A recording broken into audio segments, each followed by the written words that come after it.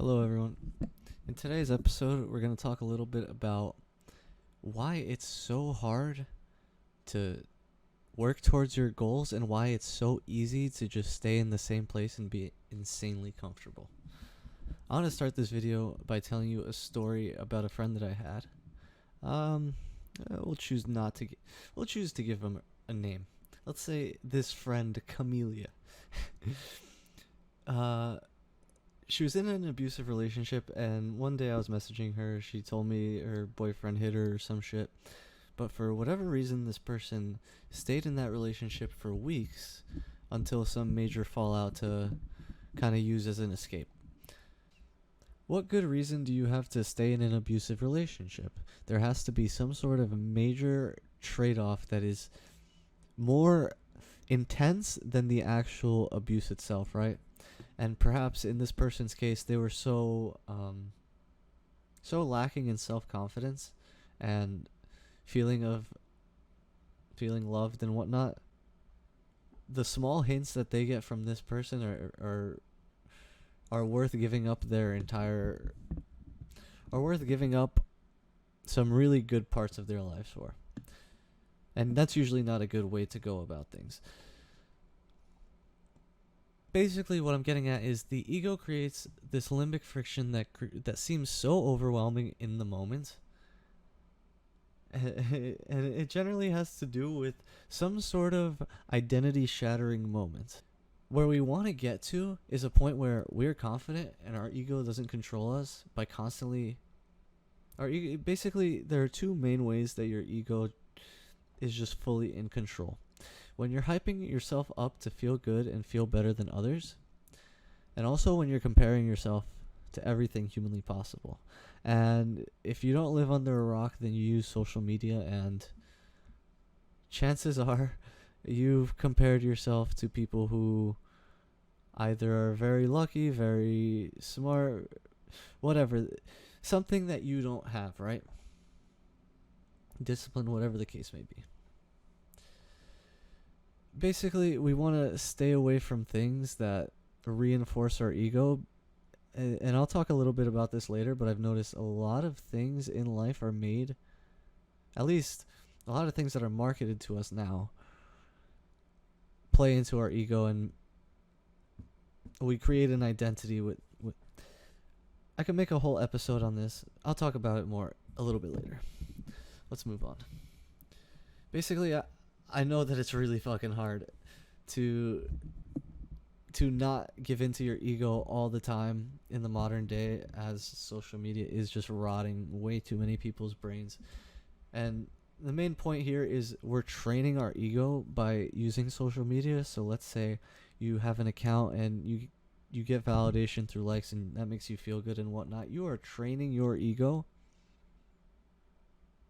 and you are atrophying parts of your brain, such as natural communication, in-person communication skills. So you gotta weigh the risks, the trade-off, essentially here. What are you willing to risk?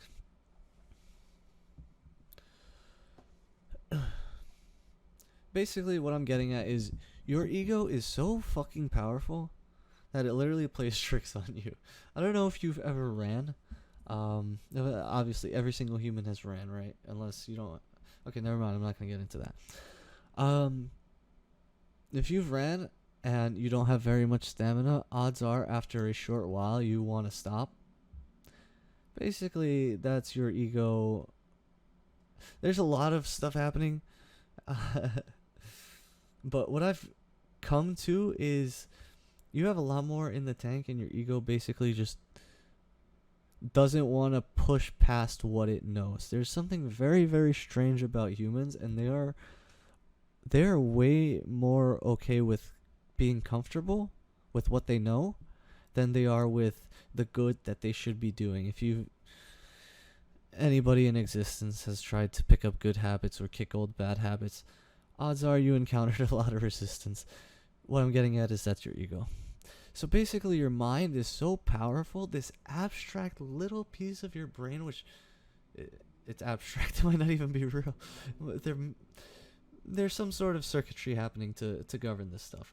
But basically, This abstract piece of your brain, which governs the addictions and comfort seeking behaviors, creates such an intense feeling in order to just continue existing, because it is something that is living, just like it's a system in itself, just as the human body and mind, and the human is a system in itself.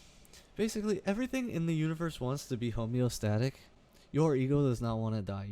Yourself, your brain will do a lot just to stay in the same place, just to be comfortable, despite doing a lot of things.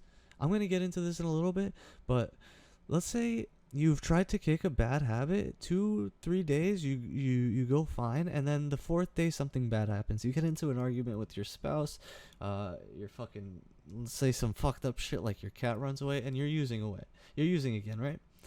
Let's say you're indulging in your shitty addiction again. Have you ever noticed why that's happening? Even though something good is happening, your brain makes this association that even though you're doing something good, you are actually feeling worse.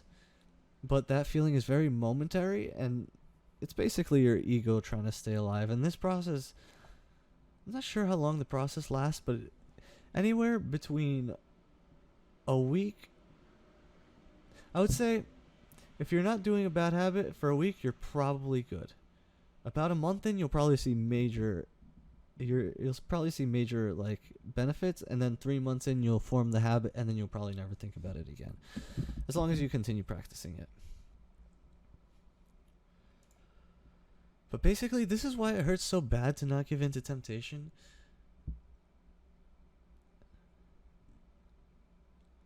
And not giving in to temptation has a lot to do with willpower, and your willpower is like a battery. It does get drained, and you do have to recharge it. So you can't just completely rely on willpower. So what are we going to do about this? So basically, because there's a literal subsystem in your brain that's dying as you don't feed it, it kind of this in the same way that your body releases hunger hormones so that you eat and don't die, your ego is just fucking kicking at you to continue being the way that you were. This is the limbic friction that you're encountering and why it's so difficult. This behaviorally conditioned part of your brain is doing everything it can to survive, thus why it's so fucking difficult. Realize that your ego is fighting to stay alive because it only knows that death is the worst outcome. It doesn't know that you have control over the death or life of it. So even though the ego isn't exactly something that can be located in the brain, I like to think of it as something that's incredibly primitive. So when I think of primitive things such as social interaction and such, I'm thinking about the lizard brain. And usually things such as the lizard brain and mammal brain, they have a lot of control. They are responsible for some very bare bones things, such as the mammal brain, for example, is responsible for like emotional regulation. So basically, I like to think that those things are very powerful, and it's really hard to fix and change those things, whereas the human brain is a lot more neuroplastic and open to change.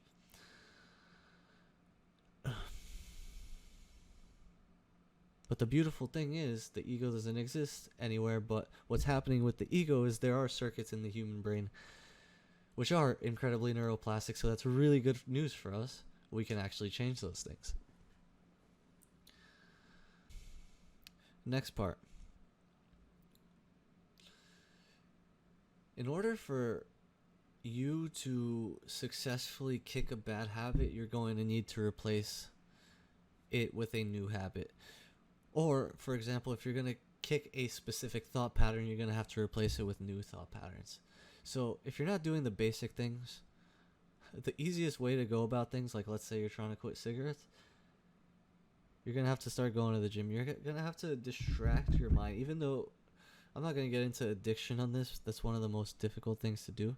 But you're going to have to, in order to kick certain things, you're going to have to pick up one, maybe a fuck ton more of things that are going to give you confidence, that you can rely on, that are going to distract you from going back to your bad habits. This happens naturally in most cases, but for very specific attachments like video game addiction, it may be very difficult to acquire new patterns that are as rewarding. Specifically, you see this in addiction for like really hardcore drugs like meth. I'm not going to get into that. This process takes a really long time. So you're probably going to be at this for over a month. I forget whose book it is, but in Atomic Habits, it essentially says, in order to build a habit, it takes 3 months, and I can vouch for that, as I basically use that advice to build a gym habit. And if you guys want, I can make a video on that, but whatever. Basically, the more positive distractions, the more compounding things that you have, the easier it's going to be to create new patterns. The more you're stuck in your own head and constantly reintroduced to the environment that caused you to go into those bad habits in the first place, it's going to be way more difficult. Basically, the reason I wanted to make this video is because I've always wondered why it's so hard to get into something new. Why the mind favors comfortable over the good. And basically, after a little bit of research, I've kind of come to the conclusion. First off, you're going to need a very clear understanding of what you're trying to let go of, and become a lot more mindful and aware of what you're feeling in the moments of actually indulging in those habits, or what you're feeling in the moment of having had a bad day and then you want to give into a bad habit that you're trying to kick. Basically, if you've ever tried this, you'll notice that you try and let go and change. And then when you start to make that change, you'll start to feel really uncomfortable. Ego. Maybe you make some progress and then you quit. So let's give you the arbitrary example that you cut out your bad habit for 7 days. Usually you start out trying to change. Let's say you make 7 days without junk food or video games. You may notice on the second or third day, maybe usually the second day, it's quite painful, right? You're not used to perhaps that level of boredom, or perhaps a lower level of stimulation.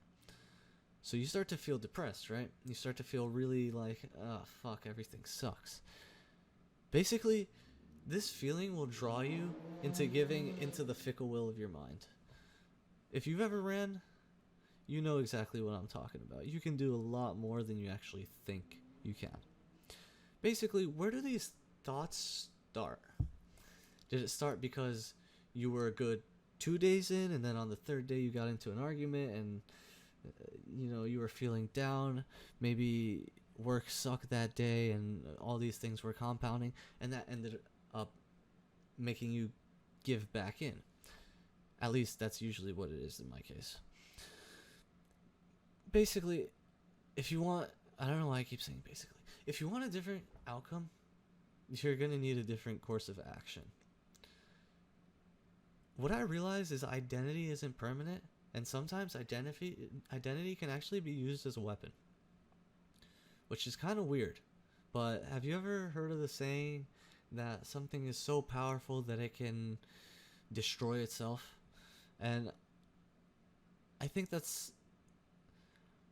our brain has evolved to a point where it can actually be a weapon at times, specifically because of the certain behaviors we engage in daily, like social media, are things that play into our human brain and our desires. If we constantly give into that, it's probably not going to be good. It's probably going to be more weaponized. Basically, there's this idea in psychotherapy, I want to talk about this real quick, where gifted kids actually tend to struggle in life. Imagine that you've been told your entire life that you're smart, and you believe you're smart, and you've gotten good grades and whatnot, you haven't failed very much. Chances are you'll do some pretty dumb things just to protect your ego and just to continue feeling as though you are smart, even if those things make you the opposite. Your ego has a very subjective view of the world. So just keep that in mind. So basically, even if your actions are not smart choices, in my case, I think I'm smart, thus that makes me kind of a perfectionist and afraid to fail and avoidant of a lot of difficult things. I'm going to be quite honest, it took me fucking years to start posting shit on YouTube. But the idea is, so instead of giving in and failing inevitably, one sec, let me gather my thoughts.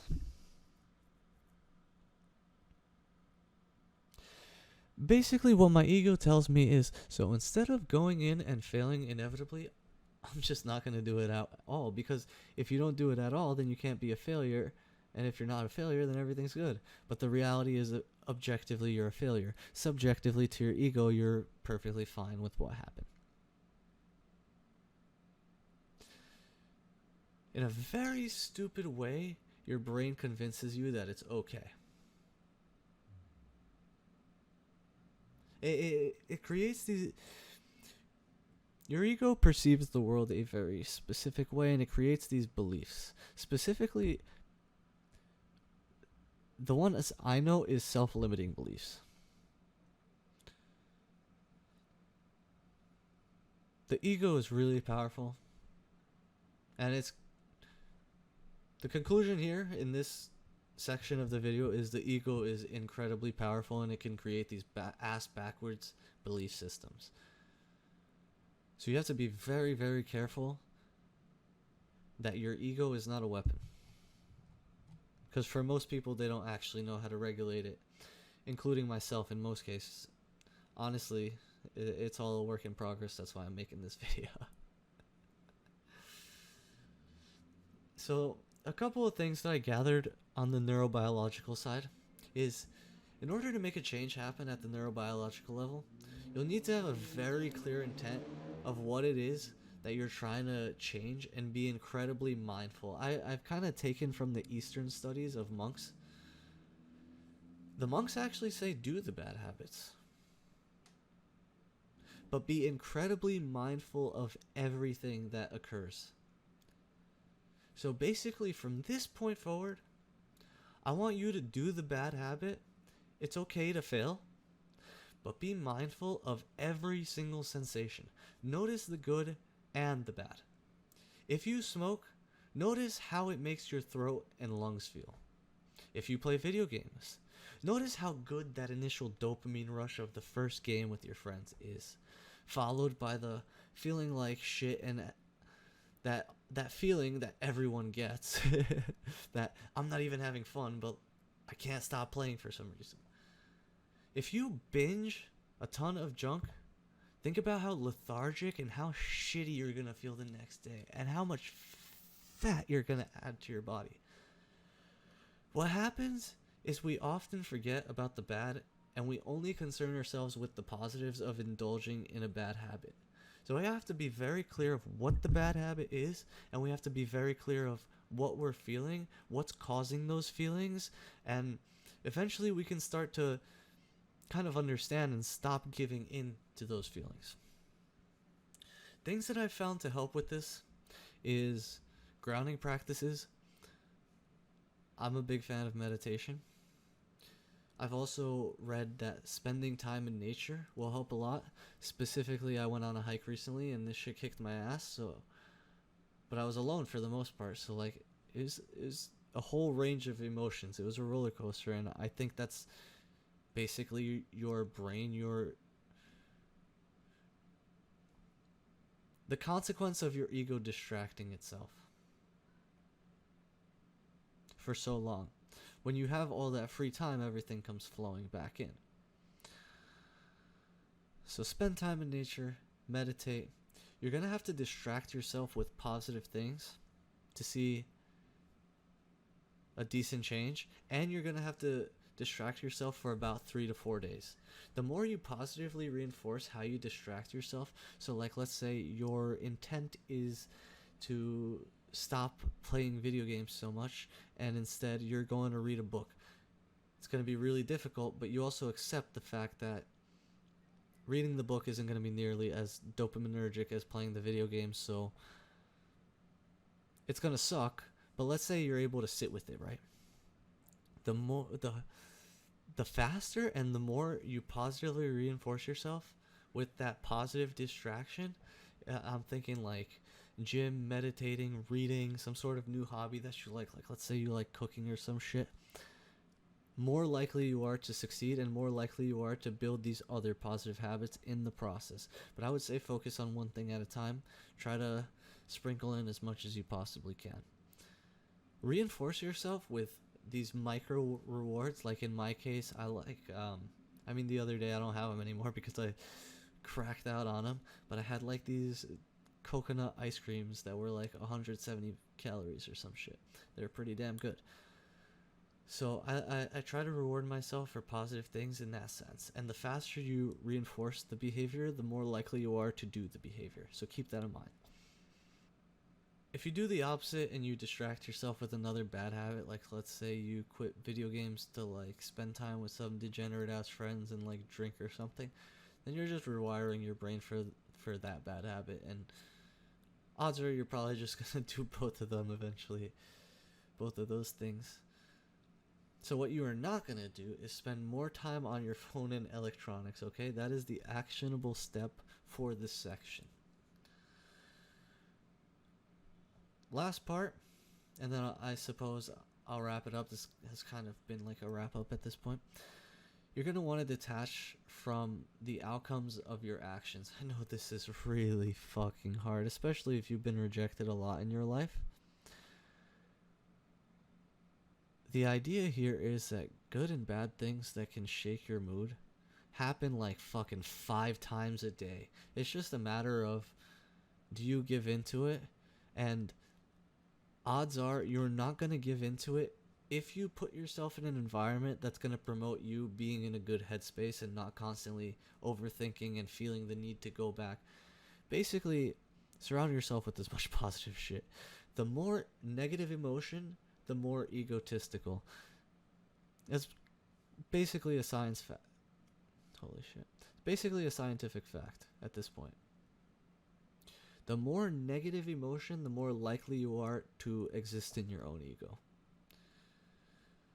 You will be most likely to give in to your ego when you're under heavy stress, negative emotion, things like grief, anger, things that can really just shake your core. Okay, I'm going to try to recap because that was quite a bit. Basically, I had a friend.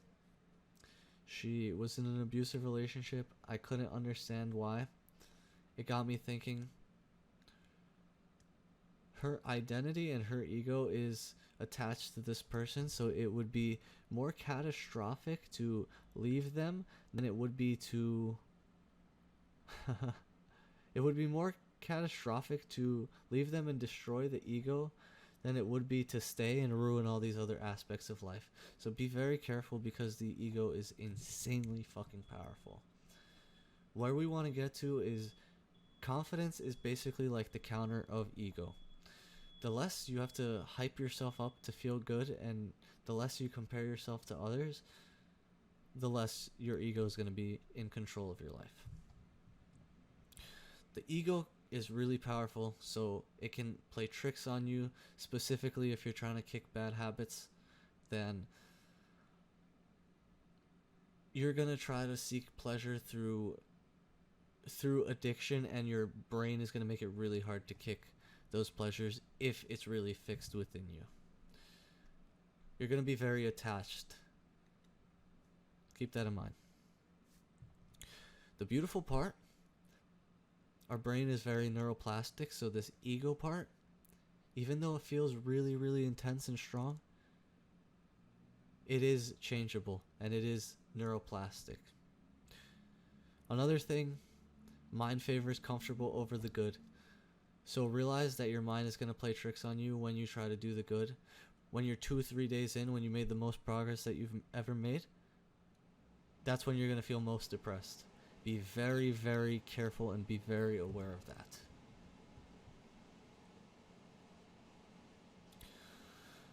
Couple of other points. Be very clear of what you're trying to let go of.